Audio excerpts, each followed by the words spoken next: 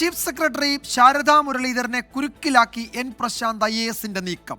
Chief secretary നൽകിയ charge മെമ്മോയിൽ വ്യക്തത തേടി എൻ പ്രശാന്ത് കത്ത് നൽകി. ആരും പരാതിപ്പെടാതെ എങ്ങനെ ചാർജ് മെമ്മോ നൽകി, ഫേസ്ബുക്ക് സ്ക്രീൻഷോട്ട് എങ്ങനെ സർക്കാർ ഫയലിന്റെ ഭാഗമായി എന്നതുൾപ്പെടെയുള്ള ചോദ്യങ്ങളുമായാണ് എൻ പ്രശാന്തിന്റെ കത്ത്.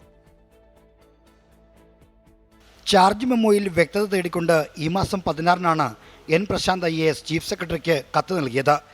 സസ്പെൻഷൻ ചോദ്യം ചെയ്ത് നിയമ നടപടിയിലേക്ക് പോകുമെന്നതിൻ്റെ സൂചന നൽകുന്ന കത്ത് അക്ഷരാർത്ഥത്തിൽ സർക്കാരിന് കുരുക്കാണ്. തനിക്ക് ചാർജ് മെമ്മോ നൽകിയത് ആരുടെ പരാതിയിലാണെന്ന് വ്യക്തമാക്കണം. സസ്പെൻഷന് മുമ്പ് എന്തുകൊണ്ട് തൻ്റെ ഭാഗം കേട്ടില്ല, ഫേസ്ബുക്ക് പോസ്റ്റിൻ്റെ സ്ക്രീൻഷോട്ട് എങ്ങനെ സർക്കാർ ഫയലിൻ്റെ ഭാഗമായി, ഇതാണ് പ്രശാന്ത് കത്തിൽ ഉന്നയിച്ചിരിക്കുന്ന പ്രധാന ചോദ്യങ്ങൾ. സ്ക്രീൻഷോട്ട് ഫയലിൻ്റെ ഭാഗമാക്കുന്നതിന് IT ആക്ട് അനുസരിച്ചുള്ള നടപടിക്രമങ്ങളുണ്ട്.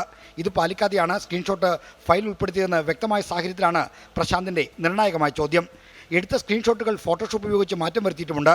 FB പോസ്റ്റിൻ്റെ സ്ക്രീൻഷോട്ട് എടുത്തത് സർക്കാരിലെ ഏത് ഉദ്യോഗസ്ഥനാണ്, ലഭിച്ച സ്ക്രീൻഷോട്ടിൻ്റെ ആധികാരികത ഉറപ്പുവരുത്തിയിട്ടുണ്ടോ എന്നും പ്രശാന്ത് ചീഫ് സെക്രട്ടറിക്ക് അയച്ച കത്തിൽ ചോദിച്ചിട്ടുണ്ട്.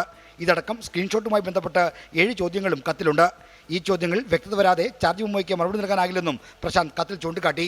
കത്തയച്ച് 10 ദിവസം കഴിഞ്ഞിട്ടും ചീഫ് സെക്രട്ടറി ഓഫീസിൽ നിന്ന് മറുപടി ലഭിച്ചിട്ടില്ല.